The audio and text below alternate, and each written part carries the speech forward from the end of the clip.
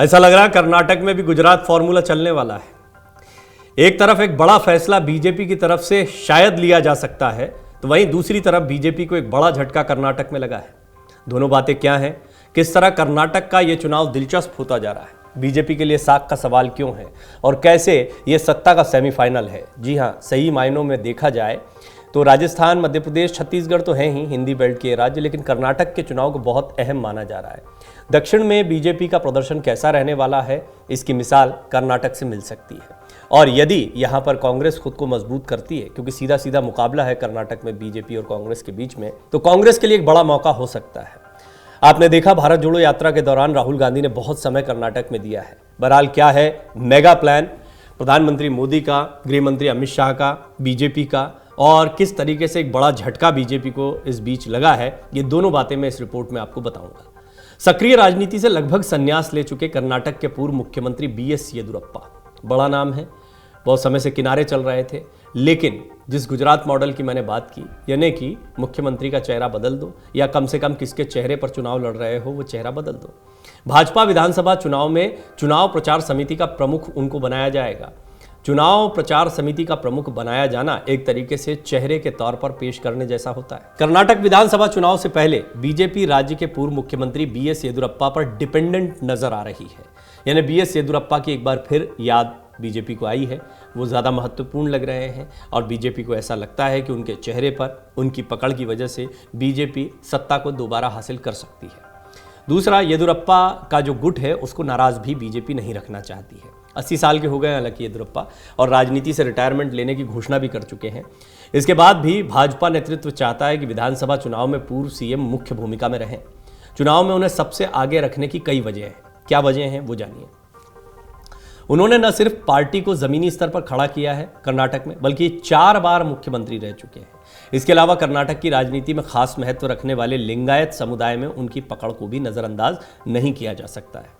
राज्य में Lingayat vote bank पर पकड़ बनाए रखने के लिए पार्टी नेतृत्व ने चुनाव में येदियुरप्पा के अनुभव का भरपूर लाभ उठाने का फैसला किया है। गौर करने वाली बात है, मल्लिकार्जुन खड़गे भी यहीं से आते हैं और मल्लिकार्जुन खड़गे को अध्यक्ष बनाए जाने का फायदा कांग्रेस को कर्नाटक में मिलेगा, इस बात की उम्मीद कम से कम कांग्रेस को तो है।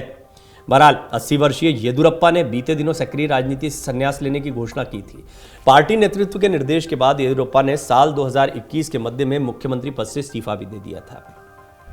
हालांकि लिंगायत वोट बैंक में उनकी गहरी पैठ के मद्देनजर उन्हें पार्टी की सबसे ताकतवर इकाई संसदीय बोर्ड में शामिल किया गया था।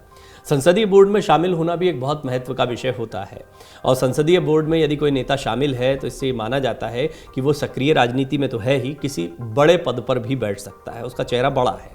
ये तो तय है कि येदियुरप्पा कर्नाटक चुनाव में पार्टी के अहम चेहरों में शामिल रहेंगे। अमित शाह, जेपी नड्डा के प्लान के बीच कर्नाटक में भाजपा को एक जो झटका लगा है उसके विषय में भी जान लीजिए। बीजेपी को झटका क्या लगा है? कर्नाटक में विधानसभा चुनाव से पहले राजनीतिक दलों के बीच उठापटक शुरू हो गई है। सत्ताधारी बीजेपी को यहां बड़ा झटका लगा है। भाजपा से 4 बार के विधान परिषद के सदस्य रहे दिग्गज नेता पुत्तन्ना ने पद और पार्टी से इस्तीफा देने के बाद कांग्रेस ज्वाइन कर ली। ये क्यों महत्वपूर्ण होता है? हालांकि देखिए, उत्तर प्रदेश में भी ये बहुत हुआ था, बड़े नेताओं ने बीजेपी का साथ छोड़ा, समाजवादी पार्टी का साथ ले लिया, और कुछ फ़ायदा हुआ नहीं हुआ कहना बड़ा मुश्किल है, लेकिन नतीजे तो यही बताते हैं कि बीजेपी ने सरकार यहाँ पर बचा ली थी। कर्नाटक की राजनीति बिल्कुल अलग है। बीजेपी को यहाँ बहुत प्रयास करना पड़ता है। कर्नाटक में जब बीजेपी की सरकार बनी थी तो दक्षिण में कमल खिलना बीजेपी की बहुत बड़ी उपलब्धि माना गया था। नॉर्थ ईस्ट जैसी ही बड़ी उपलब्धि, जैसे नॉर्थ ईस्ट में धीरे धीरे अपनी पैठ बढ़ाई, मजबूत करी बीजेपी ने, दक्षिण में कर्नाटक उनके लिए उम्मीद की एक किरण है, क्योंकि दक्षिण के बाकी राज्यों में बीजेपी कहीं नहीं दिखाई पड़ती है। अब कांग्रेस जब ज्वाइन कर ली है कुछ नेताओं ने बीजेपी छोड़कर, तो इसको एक बड़े झटके के तौर पर देखा जा रहा है। उन्हें एआईसीसी महासचिव रणदीप सिंह सुरजेवाला, एलओपी सिद्धारमैया और कर्नाटक कांग्रेस अध्यक्ष डीके शिव कुमार ने कांग्रेस की सदस्यता दिलवाई है। आपको बता दें, एक दिन पहले ही पुत्तन्ना ने एमएलसी और बीजेपी की प्राथमिक सदस्यता से व्यक्तिगत कारणों का हवाला देते हुए इस्तीफा दे दिया था। पुत्तन्ना विधान परिषद के 4 बार के सदस्य रह चुके हैं, तो आप अंदाजा लगा सकते हैं कि प्रभावशाली नेता हैं। उन्होंने बेंगलुरु शहरी, बेंगलुरु ग्रामीण और रामनगर जिलों के शिक्षक निर्वाचन क्षेत्र का प्रतिनिधित्व किया है। पुत्तन्ना को अक्टूबर 2020 में विधान परिषद के लिए दोबारा चुना गया था और उनका कार्यकाल अक्टूबर 2026 को खत्म होना था। अब एक और दिलचस्प पहलू मैं आपको कर्नाटक के बारे में बताता हूं। देखिए, कर्नाटक का चुनाव बड़ा महत्वपूर्ण रहने वाला है। कर्नाटक इसलिए महत्वपूर्ण है क्योंकि कर्नाटक से दक्षिण की पूरी राजनीति प्रभावित हो सकती है, एक मैसेज जा सकता है। एक हिमाचल प्रदेश की जीत ने किस तरीके से कांग्रेस को जश्न मनाने का मौका दिया, इसका अंदाजा आप लगा सकते हैं। और बीजेपी के लिए एक बड़ा झटका माना गया क्योंकि बीजेपी के लगातार जो एक जीत का सिलसिला था वो जारी रहा। नॉर्थ ईस्ट में भी बीजेपी ने बहुत अच्छा प्रदर्शन किया है और गुजरात में तो ऐतिहासिक प्रदर्शन किया था। इसके बावजूद एक हार किस तरीके से पार्टी को झटका देती है, इसका अंदाज़ा हिमाचल से लगाया जा सकता है। लिहाजा बेशक मध्य प्रदेश, राजस्थान, छत्तीसगढ़, इन जगहों पर भी बीजेपी पूरी तैयारी कर रही है, लेकिन इस सब के बावजूद कर्नाटक उसके लिए महत्वपूर्ण है। कर्नाटक और मध्य प्रदेश दो ऐसे राज्य हैं जहां पर बीजेपी की सत्ता है। इन दो राज्यों में से एक राज्य में यानी मध्य प्रदेश में पहले कांग्रेस को जनता ने चुना था, लेकिन बीच में ज्योतिरादित्य सिंधिया की बगावत के बाद में एक बार फिर शिवराज सिंह चौहान को मुख्यमंत्री बनने का अवसर मिल गया।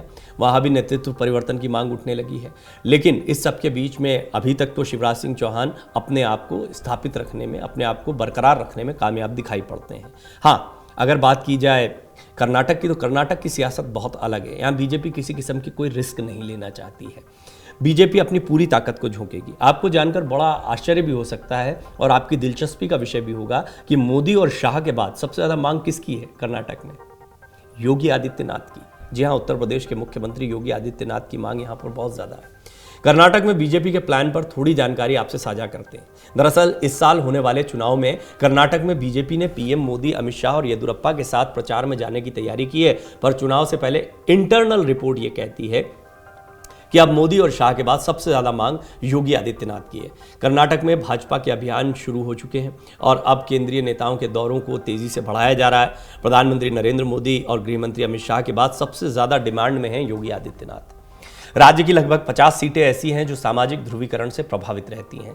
ऐसे में योगी के दौरे से भाजपा उन पर अपनी पकड़ मजबूत करने की कोशिश करेगी, ये भी एक रणनीति देखने को मिल रही है। भाजपा अध्यक्ष जेपी नड्डा पहले से ही लगातार राज्य का दौरा कर रहे हैं। इस रिपोर्ट में जो 3 महत्वपूर्ण बातें निकलकर सामने आई हैं, उनमें एक, भाजपा येदियुरप्पा के चेहरे के साथ आगे बढ़ना चाहती है। क्यों बढ़ना चाहती है वो भी मैं आपको बताता हूं। दूसरा ये है कि कुछ नेताओं के बीजेपी से इस्तीफा देने के बाद कांग्रेस ज्वाइन करने से एक बड़ा मैसेज गया है, तो ये बीजेपी के लिए एक बड़ा झटका भी है कर्नाटक में। और तीसरा ये कि योगी आदित्यनाथ की डिमांड बड़ी यहाँ पर है और अगर वो यहाँ पर प्रचार करने के लिए आते हैं तो सूत्रों के हवाले से, मीडिया रिपोर्ट्स के मुताबिक बीजेपी की इंटरनल रिपोर्ट ये कहती है कि बीजेपी को फायदा हो सकता है। तो बहुत मुमकिन है कि आपको योगी कई दौरे करते दिखाई दें।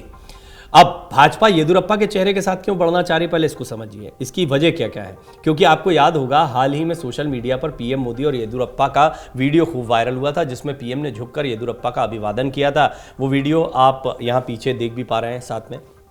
इस मौके पर पीएम ने मंच पर उनके सम्मान में 2 बार हाथ जोड़े और झुककर उनका अभिवादन किया। पीएम ने सभा में पहुंचे लोगों से मोबाइल की फ्लैशलाइट ऑन कर येदी को बर्थडे विश कराया था। उसी समय यह तय हो गया था कि येदियुरप्पा कर्नाटक चुनाव में अहम भूमिका अदा करेंगे, बड़ा चेहरा होंगे। अब यह कहा जा रहा है कि पीएम मोदी के बाद सबसे अहम भूमिका में येदियुरप्पा ही कर्नाटक में बीजेपी की ओर से दिखाई देंगे। इसमें कोई संदेह नहीं है कि आगामी विधानसभा चुनाव में बीजेपी प्रधानमंत्री नरेंद्र मोदी के चेहरे पर ही चुनाव लड़ेगी। चुनाव प्रचार समिति की कमान देने के बाद येदियुरप्पा पर ही चुनावी रणनीति बनाने का जिम्मा होगा। पूर्व सीएम ने बीते दिनों चुनाव नहीं लड़ने की घोषणा करते हुए यह भी कहा था कि वो पार्टी को जिताने के लिए पूरी ताकत लगा देंगे। बीजेपी के चुनावी प्रचार अभियान से साफ है कि पार्टी येदियुरप्पा फैक्टर पर निर्भर है और उन्हें पोस्टर बॉय के रूप में पेश करेगी। यानी बीजेपी को यह लगता है कि येदियुरप्पा का असर चलेगा। उनका चेहरा अब भी बड़ा चेहरा है बीजेपी के लिहाज से कर्नाटक में। बीते दिनों में प्रधानमंत्री मोदी, गृहमंत्री अमित शाह, रक्षा मंत्री राजनाथ सिंह और राष्ट्रीय अध्यक्ष जेपी नड्डा ऐसे शीर्ष नेताओं की जनसभाओं में येदियुरप्पा की तारीफ आपने खूब सुनी होगी। इन तारीफों से बहुत स्पष्ट है कि येदियुरप्पा कितने महत्वपूर्ण बीजेपी के लिए कर्नाटक में हैं। पीएम शाह, नड्डा किस तरह येदियुरप्पा की तारीफ कर चुके हैं। गृहमंत्री अमित शाह ने हाल ही में कर्नाटक में एक जनसभा की। इस दौरान उन्होंने लोगों से पीएम मोदी और येदियुरप्पा पर भरोसा करने और राज्य में भाजपा की सत्ता लाने का अनुरोध किया। पार्टी अध्यक्ष जेपी नड्डा और राजनाथ सिंह भी पूर्व सीएम की तारीफ कर चुके हैं। मीडिया रिपोर्ट्स में बीजेपी के सूत्रों के हवाले से दावा किया जा रहा है कि कर्नाटक में बीजेपी की ओर से येदियुरप्पा को प्रोजेक्ट करने की कई वजह हैं। पार्टी राज्य में एंटी इनकम्बेंसी को कम करने, लिंगायत वोट बैंक को साधने और कांग्रेस से मुकाबला करने के लिए पूर्व सीएम को सामने रख रही है। इंटरनल रिपोर्ट में जैसे योगी आदित्यनाथ को यहाँ पर ज़्यादा दौरे करने से फ़ायदा होगा बीजेपी को बात कही जा रही है, ऐसे इंटरनल रिपोर्ट में येदियुरप्पा की मांग को भी दिखाया गया है। कई राजनीतिक विश्लेषक ये मानते हैं कि पहले भाजपा येदियुरप्पा के बिना चुनाव लड़ने की तैयारी कर रही थी, लेकिन स्थानीय स्तर पर लोगों में पार्टी के प्रति भरोसा कम है। ऐसे में भाजपा को येदियुरप्पा का सहारा लेना पड़ा। आपको बता दें, येदियुरप्पा ने 26 जुलाई 2021 को कर्नाटक के मुख्यमंत्री पद से इस्तीफा दे दिया था। एक तरीके से वो संन्यास की भूमिका में चले गए कि एक्टिव पॉलिटिक्स से उन्होंने संन्यास ले लिया। उम्र भी है उनकी 80 वर्ष, लेकिन अब ये बहुत स्पष्ट हो गया है कि उम्र से ज़्यादा महत्व इस बात का है कि किसका चेहरा कितना दमदार है। फिलहाल कर्नाटक में भाजपा का सहारा येदियुरप्पा ही दिखाई दे रहे हैं, लेकिन इस बीच एक बड़े चेहरे का कांग्रेस में चले जाना ये बीजेपी के लिए बड़ी क्षति हो सकती है। इसकी भरपाई भाजपा कैसे करेगी कर्नाटक में, ये देखना होगा। वैसे पीएम मोदी, योगी आदित्यनाथ, येदियुरप्पा के नाम के साथ कर्नाटक की गाड़ी पार लगाना बीजेपी के लिए टेढ़ी खीर साबित हो रहा है। इसमें कोई दो राय नहीं है कि कर्नाटक को लेकर कांग्रेस बहुत ज़्यादा कॉन्फिडेंट दिखाई दे रही है। इसकी बड़ी वजह एंटी इनकम्बेंसी और कर्नाटक में एक ज़मीन भी रही है। भारत जोड़ो यात्रा के दौरान राहुल गांधी को कर्नाटक में अच्छा समर्थन मिला था।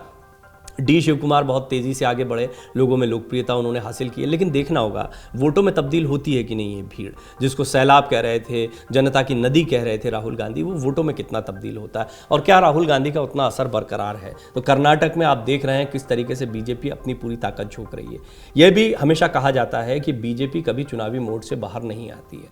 बीजेपी ने नॉर्थ ईस्ट के चुनाव खत्म होते ही कर्नाटक पर जोर लगाना शुरू कर दिया और इसको बीजेपी की कामयाबी की एक बड़ी वजह माना जाता है कि बीजेपी हर चुनाव को बहुत सीरियसली लेती है, उस पर काम करना शुरू कर देती है। यही वजह है कि जितनी इंटरनल रिपोर्ट्स आई हैं उनके आधार पर काम करना भी शुरू कर दिया गया है। और इसमें सबसे महत्वपूर्ण बात यह है कि लिंगायत समुदाय से आने वाले येदियुरप्पा को दोबारा चेहरे के तौर पर सामने रखा जाए। इस बात के कयास लगाए जा रहे हैं कि एक मैसेज दिया जाएगा कि बीजेपी दोबारा आती है तो इस बार येदियुरप्पा मुख्यमंत्री के तौर पर देखे जा सकते हैं। हालांकि थोड़ा दूर की कौड़ी है, लेकिन कम से कम चुनाव लड़ते वक्त तो येदियुरप्पा का चेहरा सामने होगा। दूसरी अहम बात यह है कि योगी आदित्यनाथ की डिमांड भी कर्नाटक में काफी बढ़ रही है। उनके चुनावी दौरे होंगे तो बीजेपी को फायदा हो सकता है, इंटरनल रिपोर्ट ये भी कहती है। डाउनलोड करें अमर उजाला ऐप और पाएं खबरें लगातार। अगर आप ये वीडियो YouTube पर देख रहे हैं तो हमारे चैनल को सब्सक्राइब करें और बेल आइकन को दबाना ना भूलें। अगर आप Facebook पर ये वीडियो देख रहे हैं तो हमारे पेज को लाइक करें।